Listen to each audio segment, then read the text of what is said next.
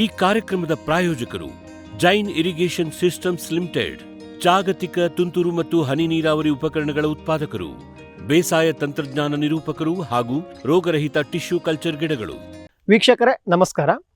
Form ಟಿವಿಯಲ್ಲೇ ಬಹಳಷ್ಟು ಇತ್ತೀಚಿನ ಕೆಲವೊಂದು ವರ್ಷಗಳಿಂದ ನಮಗೆ ಆವಾಗ ಬಿದಿರು ಬಗ್ಗೆ, ಬಿದಿರು ಕೃಷಿ ಬಗ್ಗೆ, ಬಿದಿರಿಗೆ ಮಾರುಕಟ್ಟೆ ಬಗ್ಗೆ ಹಲವಾರು ಪ್ರಶ್ನೆಗಳು ರೈತರಿಂದ ಬರ್ತಾ ಇರ್ತವೆ. ನಾವು ಕೂಡ ಕೆಲವೊಂದಿಷ್ಟು ಕಾರ್ಯಕ್ರಮಗಳನ್ನು ಮಾಡಿದ್ವಿ.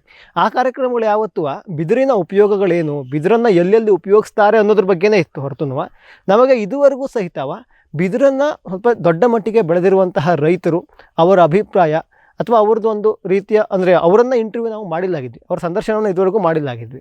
ಸೊ ಅದಕ್ಕೋಸ್ಕರ ನಾವು ಹೇಗೂ ಅರಣ್ಯ ಮಹಾವಿದ್ಯಾಲಯ ಪೊನ್ನಂಪೇಟೆಗೆ ಬಂದಿದ್ವಿ ಆಗಿತ್ತು.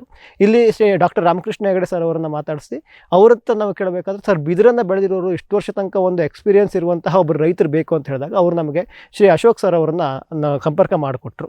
ಇವತ್ತಿನ ಕಾರ್ಯಕ್ರಮದಲ್ಲಿ ಶ್ರೀ ಅಶೋಕ್ ದೇವಯ್ಯ ಅವರನ್ನು ಮಾತಾಡಿಸಿ ಬಿದಿರಿನ ಕೃಷಿ ಬಗ್ಗೆ ಅವ್ರು ಯಾಕೆ ಬಂದರು, ಅವರಿಗೆ ಈ ಉತ್ಸಾಹ ಎಲ್ಲಿಂದ ಬಂತು, ಯಾವ್ಯಾವ ತಳಿಗಳನ್ನು ಬೆಳೀತಾ ಇದ್ದಾರೆ, ಬಿದಿರಲ್ಲಿ ಯಾವ ವಾತಾವರಣ ಸೂಕ್ತ, ಯಾವ ಮಣ್ಣು ಸೂಕ್ತ, ನೀರು ಕೊಡಲೇಬೇಕಾಗುತ್ತೋ ಇಲ್ವೋ, ಎಷ್ಟು ಅಡಿ ಅಂತರ ಕೊಡಬೇಕು, ಹೇಗೆ ಬೇಸಾಯ ಮಾಡಬೇಕು, ಗೊಬ್ಬರ ಹೇಗೆ, ಏನು ಕತೆ ಅಂತ ಅಂದ್ಕೊಂಡು ಅಂತರ ಬೆಳೆಯಾಗಿ ಬೆಳಿಬಹುದಾ, ಬಿದಿರ ಜೊತೆಗೆ ಬೇರೆ ಬೆಳೆಗಳನ್ನು ಬೆಳಿಬಹುದಾ ಇಲ್ವಾ, ಅದಕ್ಕಿಂತ ನೆಕ್ಸ್ಟು ಮುಖ್ಯವಾಗಿ ಬಿದಿರಿನ ಮಾರುಕಟ್ಟೆ ಎಲ್ಲಿದೆ, ಈಗ ಬೇರೆ ಕಡೆ ಎಲ್ಲ ಹೇಳಿರೋ ರೀತಿಯಲ್ಲೇ ಬಿದಿರಿಗೆ ಅಷ್ಟೊಂದು ಬೇಡಿಕೆ ಇದೆಯಾ, ಏನು ಎತ್ತ ಅನ್ನೋದ್ರ ಬಗ್ಗೆ ಇವತ್ತಿನ ಕಾರ್ಯಕ್ರಮದಲ್ಲಿ ಕೇಳ್ಕೊಂಡು ಬರೋಣ. ಸರ್ ನಮಸ್ತೆ. ಸರ್ ನಮಸ್ಕಾರ. ನಮ್ಮ ಫಾರಂ ಟಿವಿಯ ಕೃಷಿ ಋಷಿ ಅಂಗಳದಲ್ಲಿ ಕಾರ್ಯಕ್ರಮಕ್ಕೆ ಸ್ವಾಗತ. ಸೊ ನಾವು ಸಾಮಾನ್ಯವಾಗಿ ಕರ್ನಾಟಕದಾದ್ಯಂತ ಎಲ್ಲ ಬೆಳೆಗಳದ್ದು ಬಹಳಷ್ಟು ಜನ ರೈತರನ್ನು ಸಂದರ್ಶನ ಮಾಡಿದ್ದೀವಿ. ಅದಕ್ಕೆ ತಕ್ಕಂತೆ ಅವರ ಅನುಭವವನ್ನು ಕೇಳಿದ್ದೀವಿ. ಅದು ಬೇಸಾಯ ಕ್ರಮಗಳು ಯಾವ ರೀತಿ, ಮಾರುಕಟ್ಟೆ ಹೇಗೆ, ಏನೆಲ್ಲ ಮಾಡಿದ್ದೀವಿ. ಆದರೆ ಬಿದಿರನ್ನು ಬಾಳ್ದವ್ರನ್ನ ಬಿದಿರ ಬಗ್ಗೆ ನಾವು ಬಹಳಷ್ಟು ಕೇಳಿದ್ವಿ. ನಮಗೆ ಒಬ್ಬರು ವಿಜ್ಞಾನಿಗಳು ಅವ್ರು ಬಂದು ಬಿದಿರದ ಬಗ್ಗೆ ಅದು ಎಷ್ಟು ಪ್ರಸಿದ್ಧವಾಗ್ತಾ ಇದೆ, ಬೆಳೆಯೋಕೆ ಎಷ್ಟೆಲ್ಲ ಅವಕಾಶ ಇದೆ ಅನ್ನೋದ್ರ ಬಗ್ಗೆ ಹೇಳಿದ್ರು. ಆದರೆ ಬಿದಿರನ್ನ ಇಷ್ಟೆಲ್ಲ ವರ್ಷದಿಂದ ಬೆಳೀತಾ ಇರೋ ರೈತ ನಮಗೆ ಯಾರೂ ಸಿಕ್ಕಿಲ್ಲ. ಈಗ ಅದಕ್ಕೆ ನಮ್ದು ಇಲ್ಲಿ ಕೊಡಗು ಅರಣ್ಯ ಮಹಾವಿದ್ಯಾಲಯದಲ್ಲಿ ರಾಮಕೃಷ್ಣ ಹೆಗಡೆ ಸರ್ ಅವರನ್ನ ಕೇಳಿದಾಗ ಒಳ್ಳೆ ಬಿದಿರು ಬೆಳೆದಿರೋ ರೈತ ನಮಗೆ ಬೇಕಂದ್ರೆ ನಮಗೆ ನೀವು ಸಂಪರ್ಕವನ್ನು ಮಾಡಿಕೊಟ್ರು. ಸೊ ಇವತ್ತಿನ ಕಂತಿನಲ್ಲಿ ಬಿದಿರಿನ ಬಗ್ಗೆ ಒಂದಿಷ್ಟು ಮಾಹಿತಿಗಳನ್ನು ನಮ್ಮ ಹತ್ರ ನಾವು ಕೇಳ್ಕೋಬೇಕು ಅಂತ ಬಂದಿದ್ವಿ. ಸರ್ ಈಗ ಮೊದಲಿಗೆ ಬರೋದಾದರೆ ಈ ಬಿದಿರ ಬಗ್ಗೆ ನಿಮಗೆ ಗೊತ್ತಾಗಿದ್ದು ಅಥವಾ ಆಸಕ್ತಿ ಬೆಳೆದಿದ್ದು ಯಾವಾಗಿಂದ, ಹೇಗೆ ಸರ್? ಬಿದಿರು ನನಗೆ ಮೊದಲಿಂದ ಈ ಫಾರೆಸ್ಟ್ ಈ ಗ್ರೋತ್ಗಳಲ್ಲಿ ಭಾಳ ಸಣ್ಣದಿಂದ ಇಂಟ್ರೆಸ್ಟ್ ಇತ್ತು. ಹಾಗೆ ನನಗೆ ನಡಬೇಕಂತ ನಾನು ನೋಡ್ತಾ ಇದ್ದೆ. ಒಂದ್ಸರಿ ನಮ್ಮ ಹಿಕುತುಪ್ಪ ಟೆಂಪಲ್ ಬರ್ಬೇಕಾದ್ರೆ ಕಕ್ಕಬೆ ಸೈಡ್ ರೋಡ್ ಸೈಡ್ ದೊಡ್ಡ ಹೀಗೆ ಇತ್ತು. ನಾನು ನಿಂತು ನೋಡಿದಾಗ ನನಗೆ ಭಾಳ ಇಷ್ಟ ಆಯಿತು. ಆಮೇಲೆ ಅದು ಒಣಗಿ ಬಿದ್ದ ಮೇಲೆ ಅಲ್ಲಿಂದ ಒಂದು 4-5 ಗಿಡ ಸಿಕ್ತು ನನಗೆ. ಅದನ್ನ ನಾನು ಮನೆ ಹತ್ರ ನಟ್ಟೆ. ಗಿಡ ಸಿಕ್ತು ಅಥವಾ ಎಂತ ಸಿಕ್ತು? ಗಿಡ ಬಂದಿತ್ತು, ಅದನ್ನ ನಟ್ಟಿದೆ. ಆಮೇಲೆ ನೋಡ್ಬೇಕಾದ್ರೆ ಮಗ ಇಂಜಿನಿಯರಿಂಗ್ ಮಾಡೋಕ್ಕೆ ಸಿಎಟ್ ಕಾಲೇಜಿಗೆ ಹೋಗ್ತಿದ್ದ. ಅಲ್ಲಿ ಒಂದು ಫಾರಮ್ ಮಗ ಹೇಳ್ದ, ಫಾರಮ್ ಅಲ್ಲಿ ಇದೆ ಡ್ಯಾಡಿ, ಹೀಗೆ ಇದೆ ಅಂತ. ಆಮೇಲೆ ನನಗೆ ಒಂದು ಆಸೆ ಇತ್ತು, ಕಾಫಿ ತೋಟದಲ್ಲಿ ಈ ಬಿದಿರನ್ನ ನಾವು ಬೆಳೆಯುವ. ಏನಿದ್ರು ನಮ್ಮ ಎನ್ವೈರ್ಮೆಂಟಿಗೆ ಯಾರೋ ನಮ್ಮ ಹಿರಿಯಣ್ಣ BSc ಮಾಡಿದ್ದಾರೆ, ಅವ್ರು ಹೇಳಿದ್ರೆ ಒಂದು ಬಿದಿರು ಒಂದು ದಿವಸಕ್ಕೆ 5 kg ಆಕ್ಸಿಜನ್ ಬಿಡ್ತದೆ, ಪರಿಸರ ಬಹಳ ಚೆನ್ನಾಗಿರ್ತದೆ ಅಂತ ಹೇಳಿ ಅದರ ಮೇಲೆ ನನಗೆ ನಡಬೇಕಂತ ಆಯ್ತು. ಈಗ ನಟ್ಟು ಚೆನ್ನಾಗಿ ಬಂದಿದೆ. ಈಗ 2 ಸತಿ ಇದು 3ನೇ ಸಾರಿ ಕಟ್ಟಿಂಗು.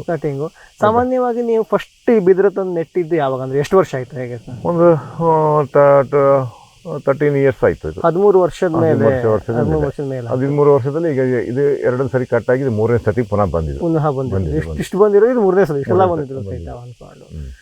ಸರ್ ನೀವು ಫಸ್ಟ್ ತಂದು ನೆಟ್ರಿ ಅಂದ್ರೆ ಅದು ಎಲ್ಲೋ ಒಂದು ಸ್ವಲ್ಪ ಗಿಡಗಳು ಅಂದ್ರೆ ಒಂದು ಸ್ವಲ್ಪ ಗಿಡಗಳು ಸಿಕ್ತು ತಂದು ಹಾಕಿದ್ರೆ, ಅವೆಲ್ಲ ಯಾವುದೊಂದು ಜಾತಿ ಗಿಡಗಳಾಗಿತ್ತು ಅಥವಾ ಕಾಡು ಬಿದಿರೋ ಹೇಗೆ? ಸೊ ನಿಮಗೆ ಹೇಳಲಿಕ್ಕೆ ನನಗೆ ಕಾಡು ಬಿದಿರುಗಳನ್ನು ನಟ್ಟಿದ್ದೀನಿ, ಸಖತ್ ಇದೆ. ಅದನ್ನು ನಾವು ಬ್ಯಾಂಬೋ ಶೂಟ್ ಅಂತ ತಿಂತೀವಿ, ಅದಕ್ಕೆ ಇರಲಿ ಅಂತ ಹೇಳಿ ಅದನ್ನು ನಟ್ಟಿದೆ.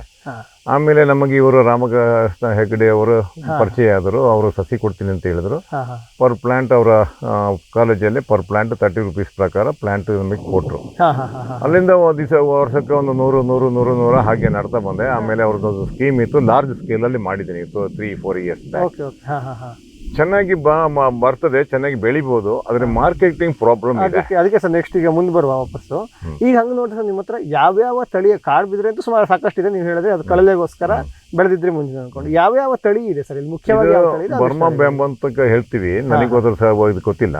ಹೀಗಾಗಿ ಒಂದು 3 ತಿಂಗಳ ಹಿಂದೆ ನಮ್ಮ ರಾಮಕೃಷ್ಣ ಹೆಗಡೆ ಪ್ರೊಫೆಸರ್ ಅವರು ತಮಿಳ್ನಾಡಿಂದ ದೊಡ್ಡ ಸೈಂಟಿಸ್ಟನ್ನು ಕರೆಸಿ ಅದರ DNA ಟೆಸ್ಟ್ ಮಾಡಲಿಕ್ಕೆ ಅಂತ ಇಲ್ಲಿ ಬಂದು ಎಲ್ಲ ತಗೊಂಡು ಹೋಗಿದ್ದಾರೆ. ಅದು ಯಾವ ವೆರೈಟಿಗೆ ಸೇರಿದ್ದು, ಏನು ವೆರೈಟಿಗೆ ಸೇರಿದ್ದು ಅಂತ ಅವರು ಹೇಳಿ ಅವರಿಗೆ ರಾಮಕೃಷ್ಣ ಹೆಗ್ಡೆ ಅವರಿಗೆ ಅವರ ಮಾಹಿತಿ ಕೊಟ್ಟಿರ್ಬೋದು. ತಗೊಂಡು ಹೋಗಿದ್ದಾರೆ. ತಮಿಳ್ನಾಡಿಂದ ಬಂದ್ರೆ ಅವರು ರಿಸರ್ಚ್ ಸೈಂಟಿಸ್ಟ್ ಅವರು ಬಂದು ನೋಡಿ ಬಹಳ ಚೆನ್ನಾಗಿ ಬೆಳೆದಿದ್ದೀರಿ ಸರ್ ಅಂತ ಹೇಳಿ ಮಾತಾಡಿ ಅವರು ಹೋಗಿದ್ದಾರೆ. ಅಂದ್ರೆ ಒಂದಿಷ್ಟು ಬರ್ಮಾ ಬಿದಿರಂತೂ ಇದೆ, ಇನ್ನು ಒಂದಿಷ್ಟು ನಿಮ್ಗೆ ತಳಿ ಗೊತ್ತಿಲ್ಲ, ಬಟ್ ಅದನ್ನ ಅವ್ರು ಯಾವ್ದೊಂದು ನೋಡಕ್ ಅವರೇ ಬಂದು ಮಾಡಿಕೊ ಹೋಗಿದ್ದಾರೆ. ನಾನು ಟೋಟಲ್ ನಮ್ಮ ಹತ್ರ ನನಗೆ ಇರುವಾಗೆ ಒಂದು 5-6 ವೆರೈಟಿಗಳಿದೆ. ಬ್ಲಾಕ್ ವೆರೈಟಿಗಳು ಇದೆ, ಅದು ನಮಗೆ ಯಾವ ವೆರೈಟಿ ಅಂತ ಗೊತ್ತಿಲ್ಲ. ಬಟ್ ಮುಖ್ಯವಾಗಿ ಬರ್ಮಾ ಬಿದಿರಂತೂ ಒಂದಿಷ್ಟು ಅಂತೂ ಇದೆ ಅಂತ. ಒಟ್ಟಾರೆ ಎಷ್ಟು ಅಂದ್ರೆ ಬಿದಿರು ಇರ್ಬೋದು, ಎಷ್ಟು ಎಕರೆಲ್ ಬಿದಿರು ಇರ್ಬೋದು? ಹೆಂಗೆ ಎಕರೆ? ನಾನು ಇದನ್ನ ನನಗೊಂದು ಇದಾಗಿದ್ದು, ನಾವು ಬರೀ ಕಾಫಿ, ಮೆಣಸು, ಅಡಿಕೆ ಅಂತ ಹೋಗ್ತೀವಿ. ಇದು ಒಂದು 4 ಎಕರಷ್ಟು 5 ಎಕರಷ್ಟು ನಾವು ಕಾಫಿ, ಮೆಣಸು, ಅಡಿಕೆ ಬಿದಿರು ಹಾಕಿ ಹೇಗೆ ಬರ್ತದೆ ನೋಡುವ ಅಂತ ಹೇಳಿ ಒಂದು ಇದಕ್ಕೆ ಮಾಡಿದ್ದೀನಿ. ನೋಡು ಇವಾಗ ಓಕೆ, ಕಾಫಿನೂ ಇದೆ, ಮೆಣಸು, ಅಡಿಕೆ ಬಂದಿದೆ, ಬಿದಿರು ಚೆನ್ನಾಗಿ ಬಂದಿದೆ. ಬಿದಿರು ಚೆನ್ನಾಗಿ ಈಗ ಅದ್ ನೀವು ಹೇಳ್ಬಿಟ್ರಿ ಅಂತ ಕೇಳ್ತಾ ಇದ್ದೀನಿ. ಈಗ ಕಾಫಿ, ಅಡಿಕೆ, ಮೆಣಸು ಇತ್ತಲ್ಲ, ಈ ಕಾಂಬಿನೇಷನ್ ಬೆಳೆಗಳಲ್ಲಿ ಬಿದಿರು ಹಾಕಿದಾಗ ಯಾವ್ದಾದ್ರು ಬೆಳೆಗೆ ಏನಾದ್ರು ತೊಂದರೆ ಆಗೋದು ಏನಾದ್ರು ಇದೆಯೋ? ಯಾಕಂದ್ರೆ ಬಿದಿರು ತುಂಬಾ ಉದ್ದ, ಸಿಕ್ಕಾಪಟ್ಟೆ ಬೇಗ ಬಹಳ ಉದ್ದ ಬೆಳೆಯುತ್ತಲ್ವಾ, ಬಹಳಷ್ಟು ಮಣ್ಣಿನ ಸತ್ವನ ಹೀರ್ತದೆ ಅಂತ ಕೇಳಲ್ಪಟ್ಟಿವಿ ನಾವು. ಅದಕ್ಕಾಗಿ ಏನಾದ್ರು ತೊಂದರೆ ಆಗಿದೆಯೋ? ಕಾಫಿ ಇಳುವರಿ ಕಡಿಮೆ ಆಗೋದು? ಕಾಫಿ ಇಳುವರಿ ನೋಡಿ ಸರ್, ಈಗ ಇದು ಬಿದಿರು ಇಲ್ಲದದು. ಹೌದು, ಇದು ಬಿದಿರು ಇರೋದು. ಈಗ ನಿಮ್ಮಂತವ್ರು ಬಂದ್ರೆ ನಾವು ತೋರಿಸಬಹುದು. ಇದರಲ್ಲಿ ಬಿದಿರು ಇಲ್ಲ, ಅಡಿಕೆ ಇದೆ. ಇದು ಈ ವೆರೈಟಿ ಇದೆ. ಇದು ಈ ಸೈಡ್ ನೋಡಿ, ಬಿದಿರು ಇರೋದು, ಕಾಡು ಬಿದಿರು ಇರೋದು, ಇದು ಈ ಸೈಡ್ ಇದೆ. ಅಡಿಕೆ ಎಲ್ಲ ಇದೆ. ಆ ಗ್ರೋತ್ಗಳು ಡಿಫ್ರೆನ್ಸ್ ಇದೆ, ಗ್ರೋತ್ ಡಿಫ್ರೆನ್ಸ್ ಇದೆ, ಮತ್ತೆ ಈಡ್ ಡಿಫ್ರೆನ್ಸ್ ಇದೆ, ಎಲ್ಲ ಡಿಫ್ರೆನ್ಸ್ ಇದೆ. ಸ್ವಲ್ಪ ಕಡಿಮೆ ಬರ್ತದೆ. ಹಾಗೆ ನನಗೆ ನಾನೇ ಬೆಳೆದ್ರೆ ಹೇಗೆ ಆಗ್ಬೋದು ಅಂತ ನೋಡ್ಲಿಕ್ಕಾಗಿ ನಾನು ಹೀಗೆ 5 ಎಕರೆ ಹಾಕಿದ್ದೇನೆ. ಆ ರೀತಿ ಮಾಡಿರೋದು. ಸಪರೇಟ್ ಆಗಿ ಬಿದಿರು ಮಾಡಿದೀರಾ ಸರ್? ಹೊಸದಾಗಿ ಸಣ್ಣದು 3 years ಮಾಡಿದ್ದೀನಿ, ಸಪರೇಟ್ ಆಗಿದೆ, ಸಣ್ಣದಾಗಿದೆ. ಅದೊಂದು 2 acres ಅಷ್ಟು ಇದೆ, 2 ಎಕರೆ ಮಾಡಿದ್ದೀನಿ. ಸರಿ ಸರ್, ಈಗ ಬಿದಿರಿಂದು ಸಸಿ ನೆಡಬೇಕು ಅಂತಂದ್ರೆ ಅದು ಯಾವ್ದ್ರಿಂದ ಮಾಡ್ತಾರೆ? ಅಂದ್ರೆ ಸಣ್ಣ ಸ್ಟ್ಯಾಂಪ್ ಇಂದ ಮಾಡ್ತಾರೋ, ಯಾವ್ದ್ರಿಂದ ಮಾಡ್ತಾರೆ ಬಿದಿರು ಸಸಿ? ಸರ್, ಅದು ಲೈಫ್ ಜಾಸ್ತಿ ಬೇಕಂದ್ರೆ ಅದು ಸೀಡ್ ಅಲ್ಲಿ ಮಾಡ್ತಾರೆ. ಲೈಫ್ ಬೇಕಂದ್ರೆ ಸೀಡ್ ಅಲ್ಲಿ ಮಾಡ್ತಾರೆ. ಈಗ ಅವರು ಫಾರೆಸ್ಟ್ ಕಾಲೇಜ್ ಅವರು ಸೀಡ್ ತಂದು ಮಾಡ್ತಾರೆ. ನಾವೇ ಬೇಕಾದ್ರೆ ಕಟ್ಟಿಂಗ್ ಮಾಡಿ ಮಾಡಬಹುದು. ಅದು ಇಷ್ಟು ಫಾಸ್ಟ್ ಆಗಿ ಚೆನ್ನಾಗಿ ಬರೋದಿಲ್ಲ, ಬರೋದಿಲ್ಲ. ಲೈಫ್ ಲೈನ್ ಇರೋದಿಲ್ಲ. ಬಾಕಿ ಎಲ್ಲ ಹಣ್ಣಲ್ಲಿ ಹೆಂಗ್ ನೋಡಿದ್ವಿ ಅಂತಂದ್ರೆ ಬೀಜದಿಂದ ಹಾಕಿದ್ದು ನಿಧಾನವಾಗಿ ಬರುತ್ತೆ. ಅದೇ ನೀವು ಗ್ರಾಫ್ಟ್ ಅಥವಾ ಬಡ್ಡಿಂಗ್ ಏನಾದ್ರು ಮಾಡಿದ್ರೆ ಚೆನ್ನಾಗಿ ಬಹಳ ಬೇಗ ಬರುತ್ತೆ. ಸ್ವಲ್ಪ ಉಲ್ಟಾ ಹಂಗಂದ್ರೆ ಇಲ್ಲ, ಇದು ನಾವು ಅದನ್ನ ಮಾಡಿದ್ರೆ ನಾನು ಅಷ್ಟು ನೋಡಿದ್ದೀನಿ, ಸ್ಲೋ ಗ್ರೋತ್, ಬಹಳ ಸ್ಲೋ ಗ್ರೋತ್, ಹೆಲ್ದಿಯಾಗಿ ಬರೋದಿಲ್ಲ. ಇದು ಅಷ್ಟೇ, ಇದು ನಟ್ಟು 2-3 ವರ್ಷದಲ್ಲಿ ಸ್ವಲ್ಪ ನಾವು ನೋಡ್ಕೊಂಡ್ರೆ ಸಖತ್ ಬರ್ತದೆ, ಅದು ಅಷ್ಟು ಬರೋದಿಲ್ಲ. ಸರ್, ಈಗ ನೀವು ಸಪರೇಟ್ ಆಗು ಮಾಡಿದಿರಿ ಅಂತಂದ್ರೆ, ಇಲ್ಲೂ ಹಾಕಿದಿರಿ ಅಂತಂದ್ರೆ, ಒಂದು ಬಿದಿರು ಮರದಿಂದ ಇನ್ನೊಂದು ಇದಕ್ಕೆ ಸ್ಟಾರ್ಟಿಂಗ್ ನೆಡಬೇಕಾದ್ರೆ ಎಷ್ಟು ಅಂತರ ಕೊಟ್ಟರೆ ಅದು ಚೆನ್ನಾಗಿ ಬರಬೇಕಂದ್ರೆ 40 by 40 ಎಕರೆ ಬಹಳ ಸಖತ್ ಬರ್ತದೆ. 40 ಅಡಿ ಬರ್ತದೆ. ನಾವು ನೋಡುವಂತ ಈಗ ನಾನು ಈಗ ಒಂದು ಟೆಸ್ಟಿಂಗ್ ಆಗಿ ಮಾಡಿದೆ, 40 ಬಹಳ ಸಖತ್ ಬರ್ತದೆ. ಸಿಂಗಲ್ ಹಾಕಿದ್ರೆ ಬಹಳ ಚೆನ್ನಾಗಿ ಬರ್ತದೆ, ಬ್ಯಾಗ್ ಬರ್ತದೆ. ಹತ್ತಿರ ಆದ್ರೆ ಸೈಜ್ ಇರೋದಿಲ್ಲ, ಸೈಜ್ ಬರೋದಿಲ್ಲ, ಹೈಟ್ ಬರ್ತದೆ. ಮತ್ತೆ ಅದರ ಇದು ಸ್ಟ್ರಾಂಗ್ನೆಸ್ ಕಮ್ಮಿ ಇರ್ತದೆ. ಹತ್ತಿರದಲ್ಲಿ ಎರಡು ದೂರದಲ್ಲಿ ಹಾಕಿ ನೋಡಿದ್ದೇನೆ, ಹತ್ತಿರದಲ್ಲಿ ಹಾಕಿ ನೋಡಿದೆ, ಅದು ಬರ್ತದೆ. ಸೊ ಒಂದು ಬಿದಿರು ಹಾಕ್ಬೇಕು ಅಂದ್ರೆ ಸಾಮಾನ್ಯವಾಗಿ 40 ಅಡಿ ನಮಗೆ ಮುಖ್ಯ ಬೇಕೇ ಬೇಕು. ಗಿಳಿ, ನವಿಲು, ಕಾಗೆ, ಮೈನಾ ಮುಂತಾದ ಹಕ್ಕಿಗಳ ಉಪಟಳ ಹಣ್ಣು, ಕಾಡು, ಧಾನ್ಯದ ಬೆಳೆಗಳಲ್ಲಿ ಮಿತಿ ಮೀರಿದೆ. ತಮಟೆ, ಪಟಾಕಿ, ಕೂಗು, ರಿಬ್ಬನ್ ಇದೀಗ ಕೆಲಸ ಮಾಡುತ್ತಿಲ್ಲ. ಹಕ್ಕಿ ಬೆದರಿಸಿ ಓಡಿಸಲು ಬಂದಿರುವ ವೈಜ್ಞಾನಿಕ ಉಪಾಯ ಗ್ರೆಸ್ ಇಕೋ ಸೈನ್ಸಸ್ನವರ ಜೈವಿಕ ಧ್ವನಿ ತಂತ್ರಜ್ಞಾನ. ಅತ್ಯಲ್ಪ ಖರ್ಚಿನಲ್ಲಿ ಸುಸ್ಥಿರ ಪರಿಹಾರ, ದೀರ್ಘಕಾಲ ಪರಿಣಾಮಕಾರಿ. ದಾಳಿಂಬೆ, ಸೀಬೆ, ಮಾವು, ಚಿಕ್ಕು ಇತ್ಯಾದಿಗಳನ್ನು ಪ್ರಾಣಿ ಪಕ್ಷಿಗಳಿಂದ ರಕ್ಷಿಸಿಕೊಳ್ಳಿ. Grace eco sciences. Megha solar energy solutions ಸುಲಭ ಲಭ್ಯ, ಕೈಗೆಟುಕುವ, ಸ್ವತಂತ್ರ, ಸುಸ್ಥಿರ ಭವಿಷ್ಯದ ಗ್ರೀನ್ ಎನರ್ಜಿ ಉಪಾಯ. ನಿರಂತರ ಉಚಿತ ನೀರಾವರಿಗೆ Megha solar pump set, roof top solar, solar CC camera ಮತ್ತು ಸೋಲಾರ್ ಬೀದಿ ದೀಪಗಳು, ಡ್ರಿಪ್, ಸ್ಪ್ರಿಂಕ್ಲರ್, ಇರಿಗೇಷನ್ ಮತ್ತು ಫರ್ಟಿಗೇಷನ್ ಆಟೋಮೇಷನ್, ತೋಟಗಾರಿಕೆ, ಕ್ರೆಡಲ್ ಹಾಗೂ ಸೂರ್ಯಘರ್ ಸಬ್ಸಿಡಿ ಯೋಜನೆಯಡಿ ಅಂಗೀಕೃತ. ಮೇಘಾ ಆಗ್ರೋಟೆಕ್. ವಿಶ್ವದಾದ್ಯಂತ ಪೇಟೆಂಟ್ ಪಡೆದ ನ್ಯಾನೋ ತಂತ್ರಜ್ಞಾನದಲ್ಲಿ ತಯಾರಾದ ನೂವಾಲ್ಗಿ ದ್ರಾವಣ ನೋವಾಲ್ಗಿ ಉಪಯೋಗಿಸಿದ ಮೇಲೆ ತುಂಬ ಇಳುವರಿನೂ ಬಂದಿದೆ. ಕಾಳು ಮೆಣಸಿಗಂತೂ ಭಾಳ ಚೆನ್ನಾಗಿ ಬರುತ್ತೆ. ರೇಷ್ಮೆ ಎಲೆನೂ ಚೆನ್ನಾಗಿ ಬರ್ತದೆ. ಗಿಡಗಳು ತುಂಬ ಚೆನ್ನಾಗಿ ಬೆಳವಣಿಗೆ ಆಯಿತು. ಯಾವುದೇ ರಾಸಾಯನಿಕ ಅಥವಾ ವಿಶೇಷ ಗೊಬ್ಬರಗಳ ಗೊಡವೆ ಇಲ್ಲದೆ ಎಲ್ಲ ಬೆಳೆಗಳಲ್ಲಿ ಉತ್ತಮ ಗುಣಮಟ್ಟದ ಅಧಿಕ ಫಸಲನ್ನು ಪಡೆಯಿರಿ. ಯಾವಾಗಲೂ ನನ್ನ ಇರೋವರೆಗೂ ನೀವು ಅಲ್ಲಿಗೆ ಅಂತ ಬಿಟ್ಟು ಬಾಳಲ್ಲ ಅಂತ ಒಂದು ಭರವಸೆ ಕೊಡ್ತೀನಿ. ಜೈನ್ ಇರಿಗೇಷನ್ ಸಿಸ್ಟಮ್ಸ್ ಲಿಮಿಟೆಡ್ ಭಾರತದ ಹನಿ ನೀರಾವರಿ ತಂತ್ರಜ್ಞಾನದ ಪ್ರಥಮ ಪ್ರವರ್ತಕ, ಜಗತ್ತಿನ ಅತಿ ದೊಡ್ಡ ಸ್ಪ್ರಿಂಕ್ಲರ್ಸ್ ಉತ್ಪಾದಕ ಕಂಪನಿ. ಸಂರಕ್ಷಿತ ಕೃಷಿಯಲ್ಲಿ ಹಸಿರು ಮನೆಗಾಗಿ ಮಿಸ್ಟರ್, ಫಾಗರ್, ಫ್ಯಾನ್ ಮತ್ತು ಪ್ಯಾಡ್ ಹಾಗೂ ನೆರಳು ಮನೆ, ಸ್ವಯಂಚಾಲಿತ ನೀರಾವರಿ ವ್ಯವಸ್ಥೆ ಮತ್ತು ರಸಾವರಿ ತಂತ್ರಜ್ಞಾನ. ಕೃಷಿಯಲ್ಲಿ ನೀರಿನ ಸಮರ್ಪಕ ಬಳಕೆ ಹಾಗೂ ಉಳಿತಾಯಕ್ಕೆ ಮತ್ತೊಂದು ಹೆಸರು ಜೈನ್. ಗ್ರೀನ್ ಪ್ಲಾಸ್ಟ್ ISI ಪ್ರಮಾಣೀಕೃತ ಪರಿಶುದ್ಧ HDPE ಜಿಯೋ ಮೆಂಬ್ರೇನ್ ಪಾಂಡ್ ಲೈನರ್ಗಳು ಕೃಷಿ ಹೊಂಡ, ಕೆರೆ, ಕಾಲುವೆ, ಮೀನುಕೊಳ, ಸ್ಪಿರುಲಿನಾ ಹೊಂಡಗಳಿಗೆ ಬೇಕಾದ ಆಕಾರ ಮತ್ತು ವಿಸ್ತೀರ್ಣಗಳಲ್ಲಿ ಸರ್ಕಾರದ ಸಬ್ಸಿಡಿ ಯೋಜನೆಯಡಿ ಲಭ್ಯ. 100% ಪುನರ್ಬಳಕೆ, UV ಮತ್ತು ಒಡಕು ನಿರೋಧಕ, ಪಕ್ಕಾ ಜೋಡಣೆ, 5 ವರ್ಷಗಳ ಲಿಖಿತ ವಾರಂಟಿ. ಗ್ರೀನ್ ಪ್ಲಾಸ್ಟ್.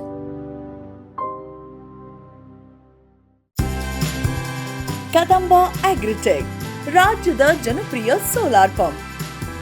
ಅತ್ಯಧಿಕ ಕಾರ್ಯಕ್ಷಮತೆಯ ಸೋಲಾರ್ ಪ್ಯಾನೆಲ್ ಮತ್ತು ಶಕ್ತಿ ಸೋಲಾರ್ ಪಂಪ್.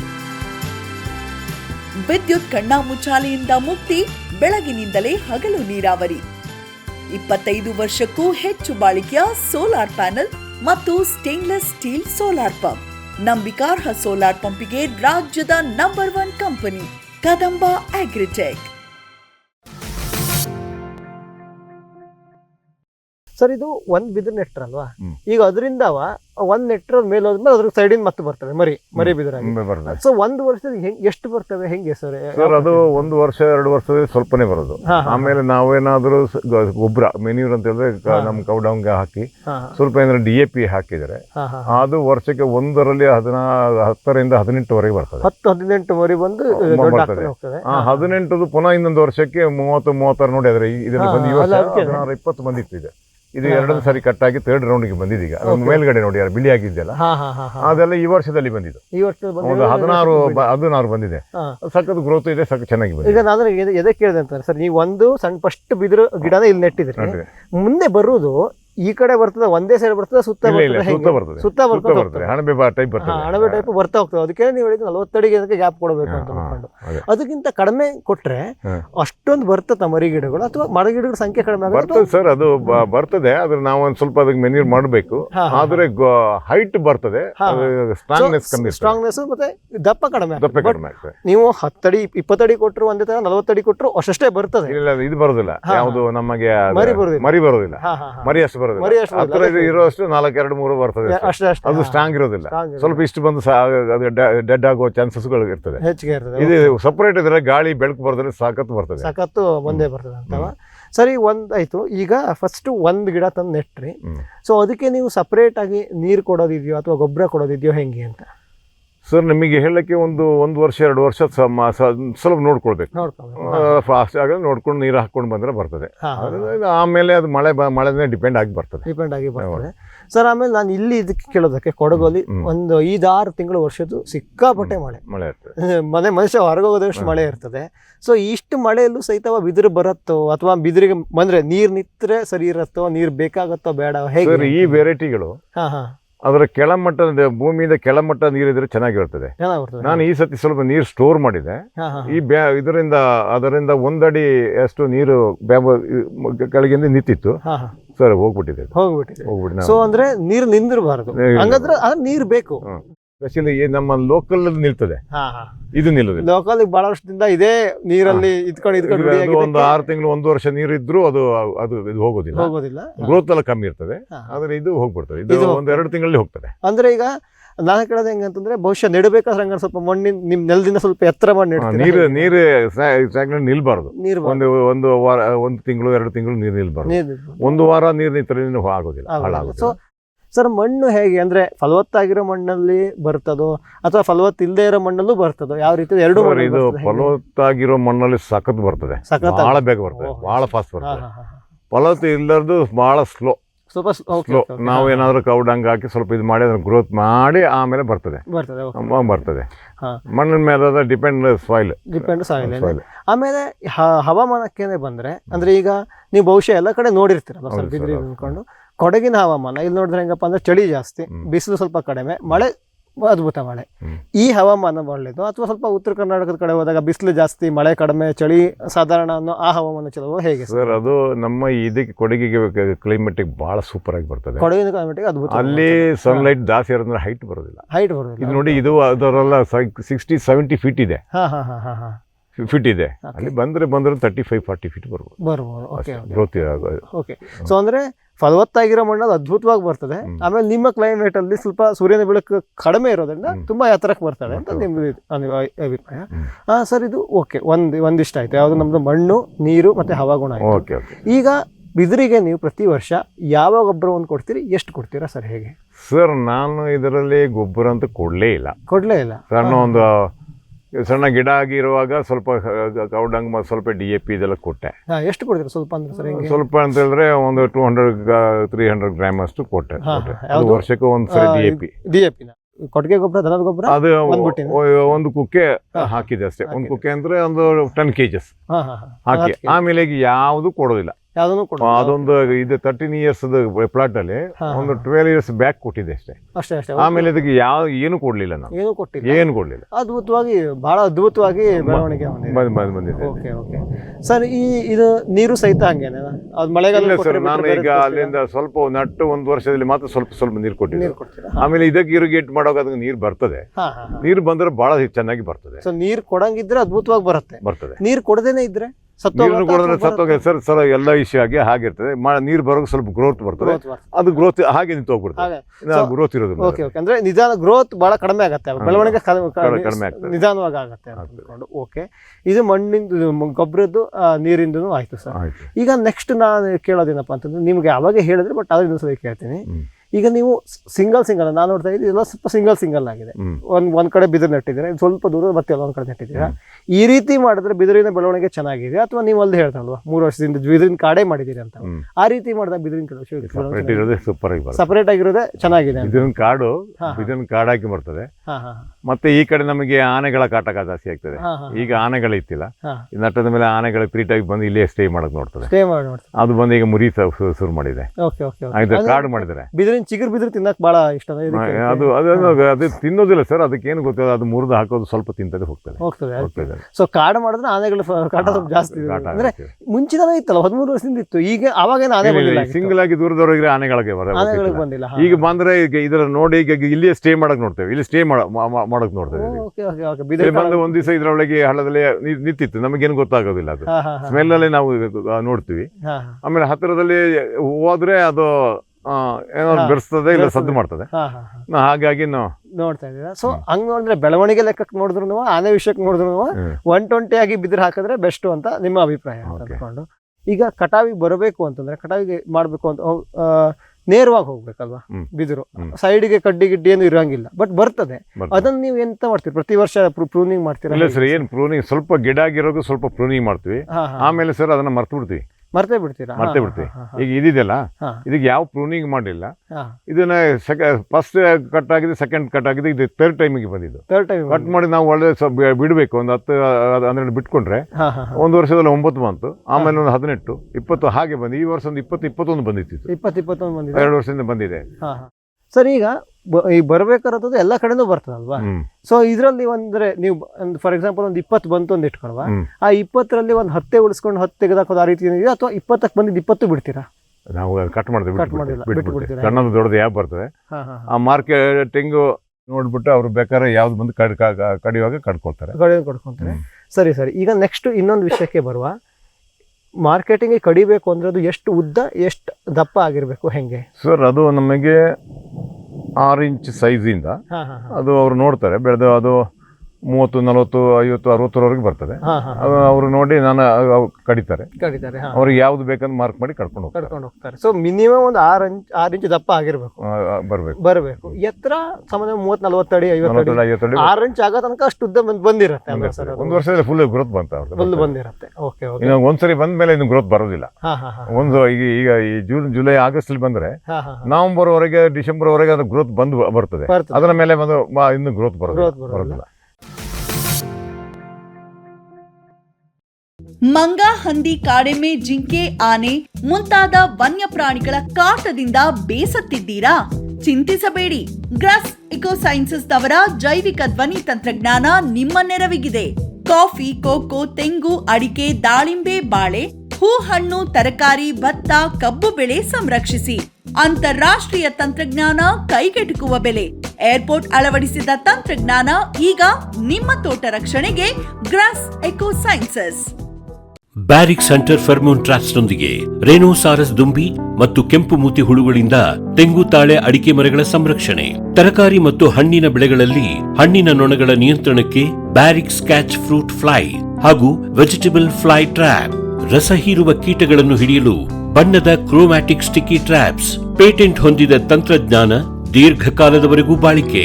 ಕೀಟನಾಶಕಗಳಿಗೆ ಪರ್ಯಾಯ, ಪರಿಸರಕ್ಕೆ ಪೂರಕ. ಸುಸ್ಥಿರ ಸಾವಯವ ಕೃಷಿಗಾಗಿ ಬ್ಯಾರಿಕ್ಸ್. ಜೈನ್ಸ್ ಜಗತ್ತಿನ ಅತಿದೊಡ್ಡ ಅಂಗಾಂಶ ಕೃಷಿ ಪ್ರಯೋಗಾಲಯ ಹಾಗೂ ಟಿಸಿ ಗಿಡಗಳ ಉತ್ಪಾದಕರು. ಸಮೃದ್ಧ ಇಳುವರಿಗೆ ಜೈನ್ ಜೀನೇನ್, ಯಾಲಕ್ಕಿ, ನೇಂದ್ರನ್ ಹಾಗೂ ಕೆಂಪು ಬಾಳೆ ಸಸಿಗಳು, ದಾಳಿಂಬೆ, ಭಗವತಳಿಯ ರೋಗಮುಕ್ತ ಸಸಿಗಳು, ಲಕ್ನೋ 49 ಪೇರಳೆ, ಸ್ಟ್ರಾಬೆರಿ ಇತ್ಯಾದಿ ಗಿಡಗಳು ಯೋಗ್ಯ ಬೆಲೆಯಲ್ಲಿ. ಅಂಗಾಂಶ ಕೃಷಿಯ ಜಾಗತಿಕ ಬ್ರ್ಯಾಂಡ್ ಜೈನ್. ಫ್ಯೂಚರ್ ಬಯೋಟೆಕ್ ಸಾವಯವ ಕೃಷಿಯ ವೇಗವರ್ಧಕ. ಪೋಷಕಾಂಶ ಪೂರೈಕೆಗೆ ಎನ್ಪಿಕೆ ಕಲ್ಚರ್, ವ್ಯಾಮ್, ಪಿಎಸ್ಪಿ ಮತ್ತು ಕೆಎಂಬಿ. ಜೈವಿಕ ರೋಗ ಕೀಟ ನಿಯಂತ್ರಣಕ್ಕೆ ಟ್ರೈಕೋಡರ್ಮಾ, ಸೂಡೋಮನಾಸ್. ಸಾವಯವ ಗೊಬ್ಬರ ಉತ್ಪಾದನೆಗೆ ಕಾಂಪೋಸ್ಟ್ ಕಲ್ಚರ್. ಹೂವು ಕಾಯಿ ಉದುರುವ ಸಮಸ್ಯೆಗೆ ಕಾಮಧೇನು ಮತ್ತು ಸತ್ವ. ಮಣ್ಣಿನ ಆರೋಗ್ಯ ವೃದ್ಧಿಗೆ ಫ್ಯೂಚರ್ ಬಯೋಟೆಕ್, ಧಾರವಾಡ.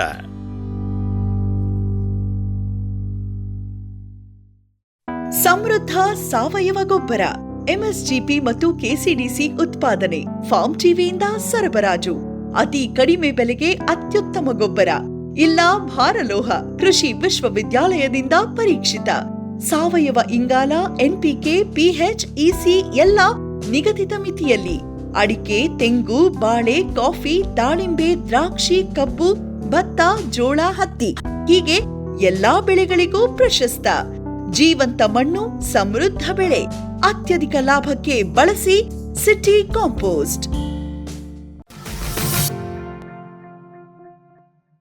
ಈಗ ಬಿದಿರಿಗೆ ಯಾವ್ದಾದ್ರು ರೋಗ ಬರುವುದೇನಾದ್ರು ಇದೆಯಾ? ಸಣ್ಣ ಗಿಡ ಇದ್ಬೇಕಿಂತ ಹಿಡಿದು ದೊಡ್ಡ ಮರ ಆಗೋ ತನಕ ಹೇಗೆ ಏನಾದ್ರು ಇದೆಯಾ? ಸದ್ಯಕ್ಕೆ ನಮಗೆ ಇಲ್ಲಿ ಯಾವ ರೋಗನೂ ಬಂದಿಲ್ಲ. ಯಾವ ರೋಗನೂ ಬಂದಿಲ್ಲ ಇದುವರೆಗೆ. ಯಾವ ರೋಗನೂ ಬಂದಿಲ್ಲ.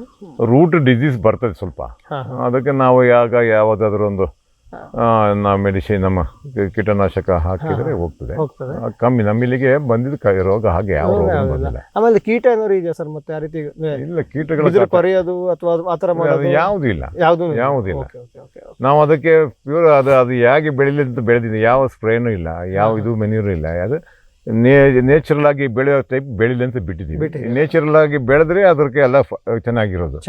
ನಾವು ಅದನ್ನ ಸ್ಪೆಷಲ್ ಆಗಿ ಏನು ನೋಡ್ತಿಲ್ಲ. ಓಕೆ ಸರ್, ಈಗ ನಾವು ಬಹಳ ಮುಂಚೆ ನೋಡ್ತಿದ್ವಿ ನಮ್ಮ ಕಡೆ ಎಲ್ಲಪ್ಪ ಅಂತಂದ್ರೆ ಬಿದಿರು ಬುಟ್ಟಿಗಳಿದ್ವು. ಅದು ಮಾಯ ಆಗಿದೆ. ಈಗ ಎಲ್ಲ ಪ್ಲಾಸ್ಟಿಕ್ ಬುಟ್ಟಿಗಳು ಬಂದಿದ್ದಾವೆ. ಆಮೇಲೆ ನಮ್ಗೆ ಅವಾಗ ಮುಂಚೆ ಏನಪ್ಪಾ ಅಂದ್ರೆ ಹಂಚಿನ ಮನೆಗೆ ಹಂಚಿನ ಹಚ್ಚಾಕಿರ್ಬೋದು. ಮನೆಗೆ ಬಿದಿರನ್ನ ಅಂದ್ರೆ ಕಟ್ಟಿಗೆ ಇದಕ್ಕೆ ಕಟ್ಟದಾಗಿ ಮಾಡ್ತಿದ್ರು. ಬಿದಿರು ದೋಟಿಗಳಿದ್ದ ಅವಾಗ ನಾವು ಉದ್ದ ದೋಟಿಗಳು, ಅದರಲ್ಲಿ ಅಡಿಕೆ ಕೊಯ್ಯೋದು, ಅದು ಇದು ಕೊಯ್ಯೋದು ಮಾಡ್ತಿದ್ವಿ. ಅದು ಕೂಡ ಈಗೆಲ್ಲ ಪ್ಲಾಸ್ಟಿಕ್ ಬಂದಿದೆ. ಸೊ ಈ ಬಿದಿರಿನ ಬಳಕೆಯನ್ನ ಬಿದಿರ ಕುರ್ಚಿಗಳು ಬರ್ತಿದ್ವು, ಆರಾಮ ಕುರ್ಚಿ ಅಂತ ಬರ್ತಿದ್ವು, ಬಿದಿರು ಕುರ್ಚಿ ಇತ್ತು. ಈಗ ಅದು ಕೂಡ ಹೋಗಿದೆ, ಅದು ಕೂಡ ಪ್ಲಾಸ್ಟಿಕ್ ಬಂದಿದೆ. ಸೊ ಈ ರೀತಿ ಬಿದಿರು ಬಳಕೆ ಹೋಗ್ತಾ ಇರೋದು ಒಂದ್ ಕಡೆ ಆದ್ರೆ, ಇನ್ನೊಂದು ಕಡೆ ಬಹಳ ಚೆಂದ ಏನು ಹೇಳೋದಪ್ಪ ಅಂದ್ರೆ ಬಿದಿರಿಗೆ ಹೆಚ್ಚಿಗೆ ಬೇಡಿಕೆ ಬರ್ತಾ ಇದೆ ಅಂತ. ಸೊ ಈಗ ನಿಮಗಂತೂ ಗೊತ್ತಿರತ್ತಲ್ವ, ಹಂಗೆ ನೋಡಿದ್ರೆ ಬಿದಿರು ಮುಖ್ಯವಾಗಿ ಬರ್ಮ ಬಿದಿರೇ ತಗೊಳ್ವಾ. ಬರ್ಮ ಬಿದಿರು ಎಲ್ಲೆಲ್ಲಿ ಯಾವ್ಯಾವುದಕ್ಕೆ ಹೆಚ್ಚಿಗೆ ಉಪಯೋಗ ಆಗ್ತದೆ, ಎಲ್ಲಿಗೆ ಹೋಗ್ತಾ ಇದೆ, ಹೆಂಗೆ ಸರ್? ಸರ್, ಮೊದಲು ನಮಗೆ ಪ್ರಿಯಾಪಟ್ಟಣ ಗಾರ್ಡನ್ ಈ ಕುಕ್ಕೆಯವರು ಬರ್ತಿದ್ರು. ಅವ್ರು ಬಹಳ ಕಮ್ಮಿಯಲ್ಲಿ ಕೇಳ್ತಿದ್ರು. ಓಕೆ. ಈ ಸತಿ ಬಂದರು, ಭಾಳ ಕಮ್ಮಿಲಿ ಕೇಳಿದ್ರು, ನಾನು ಕೊಡೋದಿಲ್ಲ ಪಾತಿ ಇರಲಿ ಅಂತ ಕಳಿಸಿದೆ. ಇಲ್ಲ ಸರ್ ಕೊಡಿ, ನಾವು ಏನಾದ್ರು ಜೀವಮಾನ ಮಾಡ್ಕೊಳ್ತೀವಿ ಅಂತ ಗೋಳೆ ಇರ್ತಾರೆ ಸಣ್ಣ ರೇಟಿಗೆ. ಇನ್ನು ಅವ್ರ ಜೀವಮಾನಕ್ಕಾಗಿ ಸ್ವಲ್ಪ ಕೊಡ್ತೀವಿ ಅಷ್ಟೇ, ಅದು ವರ್ಕೌಟ್ ಆಗೋದಿಲ್ಲ, ಅದು ಜಾಸ್ತಿ ತೆಗೆಯೋದು ಇಲ್ಲ. ಆಮೇಲೆ ಇನ್ನೊಂದು ಪಾರ್ಟಿ ಬಂತು, ನಮ್ಮ ದೊಡ್ಡಬಳ್ಳಾಪುರದಲ್ಲಿ ಮ್ಯಾಸ್ಟಿಕ್ ಊದುಬತ್ತಿಗೆ ಕಡ್ಡಿಗೆ ತಗೊಂಡು ಹೋಗ್ತಾವೆ ಅಂತ. ಚೆನ್ನಾಗಿ ಮಾರ್ಕೆಟ್ ಇತ್ತು, ಚೆನ್ನಾಗಿ ನಮಗೆ ಕೊಡ್ತಿದ್ರು, ತಗೊಂಡು ಹೋಗ್ತಿದ್ರು. ಈಗೇನೋ ಅದು ಏನೋ ಪ್ಲಾಸ್ಟಿಕ್ ಏನೋ ಬಂದಿದೆ ಅಂತೇಳಿ ಅದಕ್ಕೆ ಡಿಮಾಂಡ್ ಇಲ್ಲ ಅಂತೇಳಿ ಅವರು ಬರ್ತಿಲ್ಲ. ಆಯ್ತಾ, ಅವ್ರು ಬರದಿದ್ದ ಮೇಲೆ ಈಗ ಹಾಗಿದೆ. ಆಗ ಮಾತ್ರ ಬಾಂಬೆಯಿಂದ ಈ ರಾಮಕೃಷ್ಣ ಹೆಗ್ಡೆ ಅವರು ಕಳಿಸಿದ್ರು. ಅವರಿಗೆ ಪರ್ ಡೇ 1000 ಪೋಲ್ಸ್ ಸಪ್ಲೈ ಮಾಡೋಗೆ ಬೇಕು ಅಂತ ಹೇಳ್ತಾರೆ. ಪರ್ ಡೇಗೆ ಆಗೋದಿಲ್ಲ, ಇಯರಿಗೂ ಪ್ರಾಬ್ಲಮ್ ನೋಡ್ಬೇಕು, ಕೊಡ್ಬೋದು ಅಷ್ಟೇ ಅಂತ ಕಳಿಸಿದೆ. ಇನ್ನು ಯಾವ ಬೇಡಿಕೆನೂ ಇದುವರೆಗೆ ಬಂದಿಲ್ಲ. ಅಂದ್ರೆ ಈಗ ಅವ್ರೇನ್ ಹೇಳ್ತಾರಲ್ಲ ಸರ್, ಏನಪ್ಪಾ ಅಂತಂದ್ರೆ ಇದು ಮರ ಕಟ್ಟಕ್ ಬಳಕೆ ಆಗತ್ತೆ, ಇದು ದೋಟಿಗೆ ಬಳಕೆ ಆಗತ್ತೆ, ಅಥವಾ ಪುಟ್ಟಿ ಮಾಡಕ್ಕೆ, ಕರಕುಶಲ ವಸ್ತು ಮಾಡಕ್ಕೆ ಅಂದ್ಕೊಂಡು ಆ ರೀತಿದ್ದು ನಿಮ್ಮ ಹತ್ರ ಹಂಗೇನು ಬಂದಿಲ್ಲ. ಅವ್ರು ಬರ್ತಾರಂತ ಅವ್ರೇನಕ್ಕೆ ಏನ್ ಮಾಡಕ್ ಕುಕ್ಕೆನೆ ಮಾಡೋದು, ಕುಕ್ಕೆ ಮತ್ತೆ ನಾವು ಏನೋ ನಮ್ಮ ಭಾಷೆಯಲ್ಲಿ ಮೊರ ಅಂತ ಹೇಳ್ತೀವಿ, ಅದು ಮತ್ತೆ ಇದೆಲ್ಲ ಮಾಡ್ಲಿಕ್ಕೆ ಬರ್ತಾರೆ. ಪ್ರಿಯಪಟ್ಟಣ ಬರ್ತಾರೆ, ಹುಣಸೂರಿಂದ ಸ್ವಲ್ಪ ಬರ್ತಾರೆ.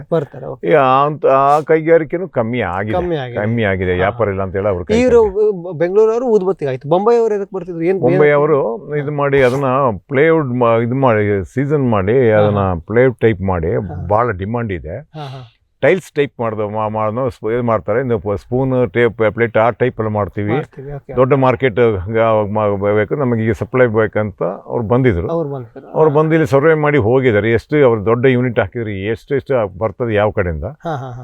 ಆಮೇಲೆ ಅವರು ಅಸ್ಸಾಂ ಆ ಕಡೆ ಎಲ್ಲ ಹೋಗಿ ಅಸ್ಸಾಮಲ್ಲಿ ಸ್ವಲ್ಪ ಇಲ್ಲ, ಇನ್ನು ಚೈನಾದಿಂದ ತರಿಸೋದೇ ನಮಗೆ ಸುಲಭ, ಸಿಗ್ತದೆ ಅಂತ, ಸೈಜ್ ಚೆನ್ನಾಗಿರ್ತದೆ ಅಂತ ಹೇಳಿ ಹೋದ್ರು. ಮಾರ್ಕೆಟಿಂಗ್ ಬಂದಿಲ್ಲ. ಆಮೇಲೆ ಇನ್ನೂ ಒಂದೆರಡು ಕೇಳಿದೀವಿ ಸರ್ ಹೊಸದು. ಒಂದು ಪೇಪರ್ ಮಾಡೋಕೆ ಬಿದಿರು ಹೋಗ್ತದೆ ಅಂತ ಅನ್ಕೊಂಡು ಒಂದೇದು, ಆತರ ನಿಮ್ಗೆ ಯಾರು ಕಂಡಿಡಿದ್ರೆ ಅಥವಾ ನೀವೇ ಹೋಗಿದ್ರೆ ಎಲ್ಲರೂ? ಇಲ್ಲ, ನಾವು ಪೇಪರ್ ಅವ್ರು ಮಾಡ್ತಾರಂತ ಮೊದಲು ಹೇಳೋದಿಲ್ಲ, ಬಂದಿಲ್ಲ, ನಮ್ಮ ಹತ್ರ ಬಂದಿಲ್ಲ. ಇನ್ನು ಬ್ಯಾಂಬೋ ಹಟ್ ಮಾಡಕ್ಕೆ ಒಂದು ಇಂಧನ ತಯಾರಿಸಕ್ ಬಿದಿರು ಹೋಗ್ತದೆ ಅಂತ ಹೇಳ್ತಾರೆ, ಅದು ಅದು ಬಂದಿಲ್ಲ. ಬ್ಯಾಂಬೋ ಇದು ಹಟ್ ಮಾಡ್ಲಿಕ್ಕೆ ಅಂತ ಬಂದ್ರು, ಹಟ್ ಮಾಡ್ಲಿಕ್ಕೆ ಅಂತ ಬಂದ್ರು. ಇನ್ನು ಅವ್ರು ಲಾರ್ಜ್ ಸ್ಕೇಲ್ ಬೇಕಂತ ಹೇಳಿ ಬಿಸ್ನೆಸ್ ಡೌನಲ್ಲಿ ಕೊಟ್ಟಿದ್ರು, ಕೊಂಡಾಗಿ ಕೊಟ್ಟೆ. ಎಲ್ಲ ಕಟ್ ಮಾಡಿ ಸ್ವಲ್ಪ ಒಂದು ಅಡ್ವಾನ್ಸ್ ಮಾಡಿದ್ರು. ಅದನ್ನು ಟ್ರೀಟ್ಮೆಂಟ್ ಮಾಡಬೇಕು 50 years ಹೋಗುದಿಲ್ಲ ಅಂತ ಹೇಳಿ ಅದನ್ನು ಮಾಡಿ ಹೋದ್ರು, ಇಟ್ಟು ಹೋದ್ರು ಬರಲೇ ಇಲ್ಲ. ಕಟ್ ಮಾಡಿದ್ದು ಸಖತ್ ವೇಸ್ಟ್ ಆಯ್ತು.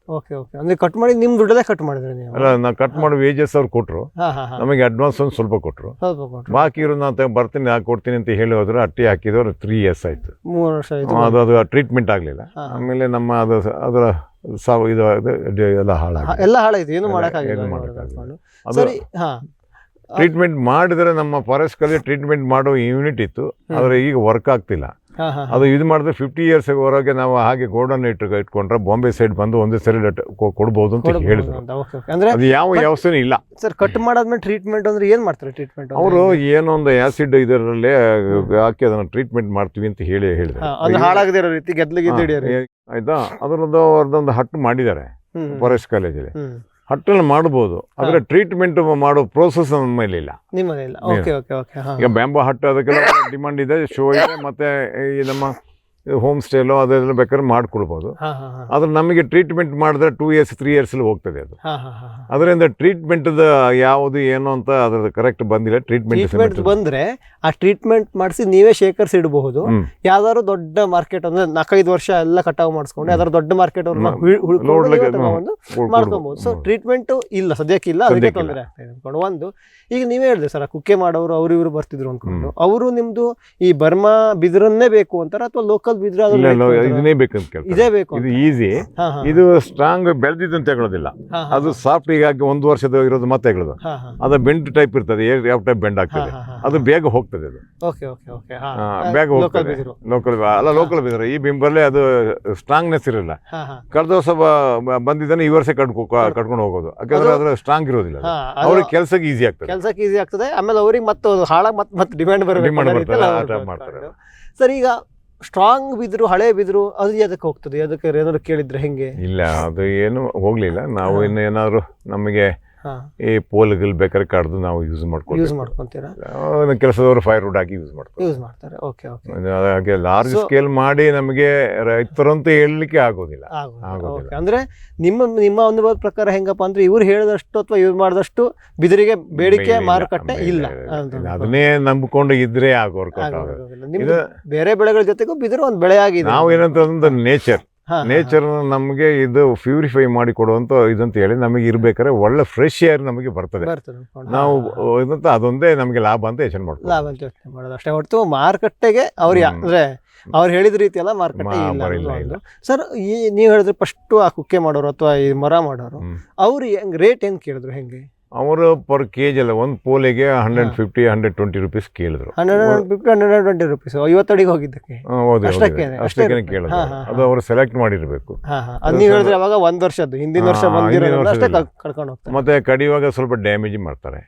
ಯಾವ್ದಕ್ಕೆ? ಹಳೆ ಬೇರೆ ಇನ್ನೊಂದಕ್ಕೆ ಡ್ಯಾಮೇಜ್ ಸ್ವಲ್ಪ ಕಡಿದ್ರೆ ಗಾಳಿಗೆ ಮುರಿದು ಬಿಡ್ತಾರೆ. ಹೌದು. ಅದರಿಂದ ನೋಡಿ ವರ್ಕೌಟ್ ಆಗಿದ್ರೆ ಹಾಗೆ ಬೆಳಿಲಿ ಅಂತ ಬಿಟ್ಟಿದ್ದೀವಿ. ಈಗ ಬಂದಿದ್ದ ಕೊಡಿ ಸರ್. ಇವರು ದೊಡ್ಡಬಳ್ಳಾಪುರದ ಅವ್ರು ಎಷ್ಟಕ್ಕೆ ಕೇಳ್ತಿದ್ರು? ಹೆಂಗೆ ಅವರು ಪೋಲ್ ಮೀಟರ್ ಲೆಕ್ಕ, ಫೀಟ್ ಲೆಕ್ಕ ಅದು ಅವರು ವರ್ಕೌಟ್ ಆಗ್ತದೆ. ಅದು ಒಂದು ಪೋಲಿಗೆ 250 ಸಿಕ್ತಿತ್ತು ನಮಗೆ. 250 ರೂಪಾಯಿ ಸಿಕ್ತಿತ್ತು. Okay okay okay. ಅವರು ಹೊಸ ಪೋಲೆ ಕೇಳೋದು ಹಳೆದ? ಇಲ್ಲ, ಹೊಸ ಅದು ಸ್ಟ್ರಾಂಗ್ ಬೇಕು, ಸ್ವಲ್ಪ ಸ್ಟ್ರಾಂಗ್ ಇರೋದು ಹಳೆ ಪೋಲುಗಳು ಕಟ್ ಮಾಡಿ 18 ಫೀಟ್ ಕಟ್ ಮಾಡಿ ಲೋಡ್ ಮಾಡಿ ಹೋಗ್ಬೇಕು. ಅದು ಒಂದು 60 ಬಂದ್ರೆ ಮೇಲೆ ಸಣ್ಣದು ಬಿಟ್ಟು ಅವ್ರು ತಗೊಳ್ತಾರೆ.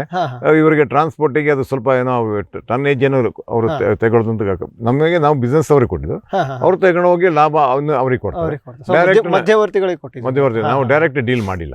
ಮಧ್ಯವರ್ತಿಗಳಿಗೆ ಕೊಟ್ಟರು ಸಹಿತ ನಿಮಗೆ ಒಂದು ಪೋಲಿಗೆ 250 ರೂಪಾಯಿ ಅಂತ ವರ್ಕೌಟ್ ಆಗ್ತಿತ್ತು. ಈ ಬೊಂಬೈ ಅವ್ರು ಬಂದಾಗ ಅವ್ರು ಎಷ್ಟಕ್ಕೆ ಹೇಳಿದ್ರು? ಅವರು ಕೆಜಿ ಲೆಕ್ಕದಲ್ಲಿ ಕೇಳಿದ್ರು. ಕೆಜಿ ಲೆಕ್ಕದಲ್ಲಿ. Okay okay.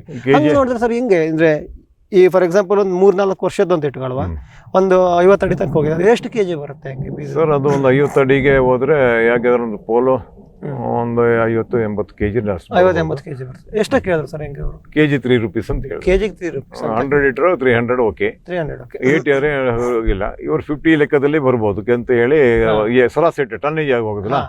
3000ಗೆ ಕೊಡ್ಬೋದು. ಆದರೆ ನಮಗೆ ಬಂದರೆ ಒಂದು ಲೋಡ್ ಇಲ್ಲಿಂದ ಮಂಗಳೂರಿಗೆ ಶಿಪ್ಪಲ್ಲಿ ಕಳಿಸುವಾಗ ಲೋಡ್ ಬೇಕಂತ ಹೇಳಿದ್ರು. ಅದನ್ನು ನಾವು ಲೆಕ್ಕ ಹಾಕಿ ಕೊಡೋದು 3 ರುಪೀಸ್ ಅಂತ ಹೇಳಿದ್ರು. ಬರ್ತೀವಿ ಅಂತ ಹೇಳಿದ್ರೆ ಬರ್ತೀವಿ ಅಂತ ಹೇಳಿ ಬಂದಿಲ್ಲ. ಹಾಗೆ ಇದೆ. ಈಗ ಟ್ರೀಟ್ಮೆಂಟ್ ಮಾಡಿಸಿದ್ರಲ್ವಾ, ನಿಮ್ಗೆ ಹೇಳಿದ್ರು 1 ವರ್ಷ ಮಾಡಿ ಹಂಗೆ ಬಿಟ್ಟು ಹೋದ್ರು ಅಂದ್ಕೊಂಡು. ಆ ಟ್ರೀಟ್ಮೆಂಟ್ ಮಾಡ್ಸಕ್ ನೀವೇ ದುಡ್ಡು ಕೊಡಬೇಕಾ ಅಥವಾ ಅವರೇ ಮಾಡಿದ್ರು? ಟ್ರೀಟ್ಮೆಂಟ್ ಟೈಪ್ ಮಾಡಿಲ್ಲ, ಅವರು ಹೋಲ್ ಮಾಡಿ ಏನೋ ಒಂದು ಆಸಿಡ್ ಹಾಕಿ ಅದನ್ನ ಪುನಃ ಕ್ಲೋಸ್ ಮಾಡಿ ಎಲ್ಲ ಹೋದ್ರು. ಆದ್ರೆ ನಿಲ್ಲಿಲ್ಲ.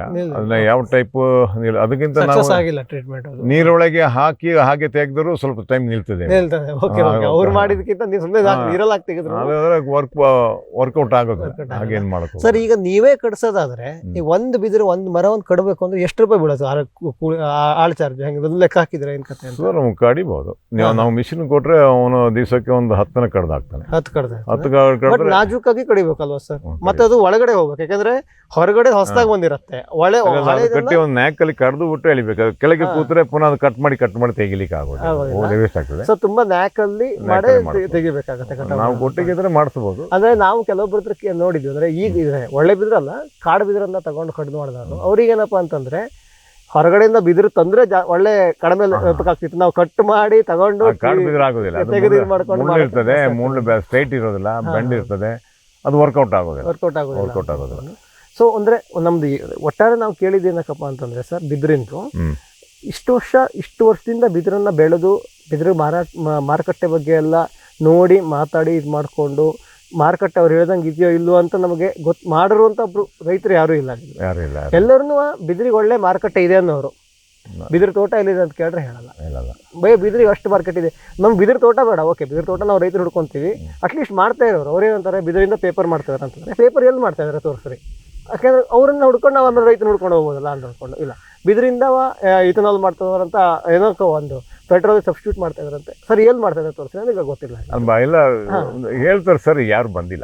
ಅದಕ್ಕೆ ಅದಕ್ಕೆ ರೈತರನ್ನ ಯಾಕೆ ಹುಡ್ಕೊಬಂದಿ, ನಾವು ನಿಮ್ಮನ್ನ ಯಾಕೆ ಹುಡ್ಕೊಬಂದಿ ಅಂತಂದ್ರೆ, ಮೊದಲನೇದಾಗಿ ಬಿದಿರನ್ನ ಯಾವ ರೀತಿ ಬೆಳಿಬೇಕು, ಯಾವ ರೀತಿ ಬೆಳಿಬಹುದು, ಯಾವ ಮಣ್ಣು, ಯಾವ ಹವಾಗುಣ, ನೀರು ಕೊಡಬೇಕಾ ಬೇಡ, ಗೊಬ್ಬರ ಎಷ್ಟು ಕೊಡಬೇಕು, ವರ್ಷಕ್ಕೆ ಎಷ್ಟು ಮರಿ ಬಿದಿರು ಬರ್ತವೆ, ಅದು ಎಷ್ಟು ಎತ್ತರಕ್ಕೆ ಹೋಗ್ತದೆ, ಆಮೇಲೆ ಬಿದಿರು ಹಾಕಿದ್ರೆ ಬೇರೆ ಬೆಳೆಗಳಿಗೆ ಏನಾದ್ರು ತೊಂದರೆ ಇದೆಯಾ, ಮತ್ತು ಹೇಗೆ ಏನು ಕತೆ, ಆಮೇಲೆ ಬಿದಿರನ್ನ ಒಂಟಿಯಾಗಿ ಹಾಕೋದು ಬೆಸ್ಟಾ, ಎಷ್ಟು ಅಂತರ ಕೊಡಬೇಕು, ಅಥವಾ ಬಿದಿರದ್ದು ಕಾಡು ಥರ ಮಾಡೋದು ಬೆಸ್ಟಾ, ಹೇಗೆ ಅನ್ನೋ ಎಲ್ಲ ಮಾಹಿತಿಯನ್ನು ಒಂದು ಪಡ್ಕೋಬೇಕಿತ್ತು. ಎರಡನೇದು ಮುಖ್ಯವಾಗಿ ಬಿದಿರಿನ ಮಾರುಕಟ್ಟೆ ಬಗ್ಗೆ ನಮಗೆ ನೋಡ್ಕೊಬೇಕಾಗಿತ್ತು ಸರ್. ಸೊ ಇಷ್ಟೋ ತನಕ ನಮಗೆ, ನಮ್ಮ ವಾಹಿನಿಗೆ, ನಿಮಗೆ ಅನಿಸಿದ್ದು, ನಿಮಗೆ ಗೊತ್ತಿರುವಂಥ ಸತ್ಯ.